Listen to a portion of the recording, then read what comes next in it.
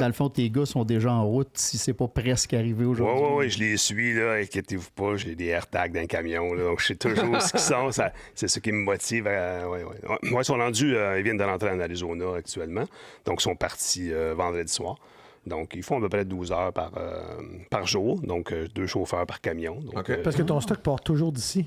Oui, part toujours avec le défi des douanes, avec le carnet de douane. C'est là que j'allais, ça, parce que moi, je fais ça, j'exporte des chars aux États-Unis beaucoup. Ouais. Mais tout le monde pense que vu que tu vas faire un event aux États-Unis, tu rentres ça comme si de rien n'était. Ce qui est faux. Exactement. Moi, c'est ça, mes compétiteurs, là, quand je leur parle puis je veux les faire rire, c'est les défis que nous autres, on a avec les douanes. On est vraiment à l'autre bout du monde. Là, mais quand tes compétiteurs américains, les autres vont pas se taper ça. Exactement, c'est ça. Ils se tapent pas ça, ils peuvent pas comprendre. Là. Moi, c'est pas être la distance, là, puis je dis le prix du fuel, là, parce qu'aller à Vegas avec les deux Reagan, c'est à peu près 25 000 km aller-retour.